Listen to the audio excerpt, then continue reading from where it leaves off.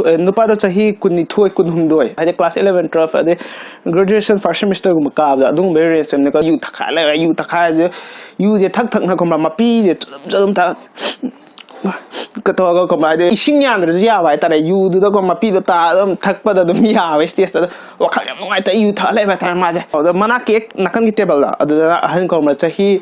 65 mo dai shormina da masa do khara mu le mahak to no me chara ta laga hingjaba punsi gi misak to oidune mahak se da mahak to na hange ko nupa da kamba ibungo kai to rage ne ga nupa thak yen khale ko bra han noina khangpote da si koi na ha gi thoram ne kai to rage ibungo engon da wari liu ne se phamge ga mamangi mora am la ba mora la mama phamina da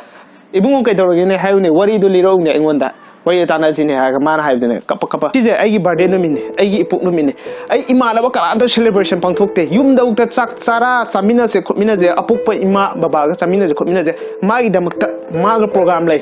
magu unani habe damakta ai adubu yawdana laine ibu adu kai torge adu da thoidok na yam tine khanjalun da mak chu khudong ja da ba khotta ba ahalam na yada ba khotta ba leram pabung adu ahalam na yada du tokro haide sina aham natte ai ju pakhang ni inkhalakpane kumai haram thelokpam ta cherau chinglaga ai di phani ka setharaga khud ka saminaraga nong nak na ching kaminaba ai ju pame ai ju pakhang ni ai ju inkhalakpane adu idamukta bu mongon nungsi na phungthok chabne adu chapmine idamukta adu nate ibani ki chahi phar pe facebook ta kai da mi ki ka kakta na photo ga thagatmina pa ke ka imine dana adu ai mongon yam kai hena ahi nungai da thu habdi nate dana mongon da aiju adugum du yawni aiju inkhalai bini nuksina aiju adugum du yawna binakte adumaina punna nungai na bidamakta ne phone tawre phone wari sanare pung ni pane tara wari sana phangaro akhoi baba na yade ga akhoi chichi na ngange ga tawraga ai khangde yam chae mai je ngon da lai thupa yam ti male si sumai nuksina bajidi yam ti wai adu yamna ju nukshi kaina ba sangam de kai tawde na khangde dana Sheila Mizini. Ado ko kambra hanu pada ado kem to de ba no fe to ta le ba ngo ke so thui na khalu nu da adu me wa bu ga na ka nu ba ni pien re ba mai chak tu cha ai khela na ko ma de nga nge ma de ate imana bi gi di mo khoi de koi ba chat minai ko mai around de chitha de thabal chong ba chat minna da na thabal ga chong minna da na phaja ba lai ko da chat minna pukhi ma pan da phama wari wa tai chanda adu da cha ba ai ku mai around de chat ning de ba thodo wa thom de chat minna de ba mo khoi mayam na kang da ga thambal paringa paitaraga smai nung tana ga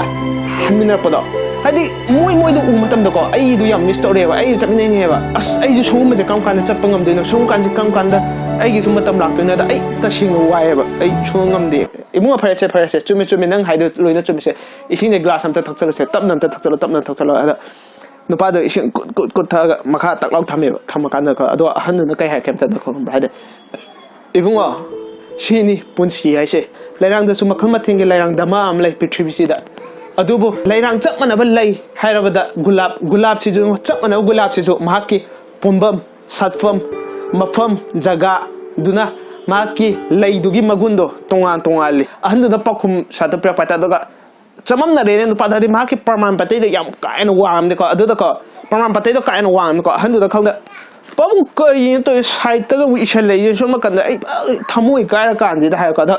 ahan da sa na haidak pa ne ade ibungo malangi shahumna laina amatabu yai driba laina amatabu kelan driba malangi shahum phang driba khoimu amata na manakta changaga khui chuptriba khui chupadi laidana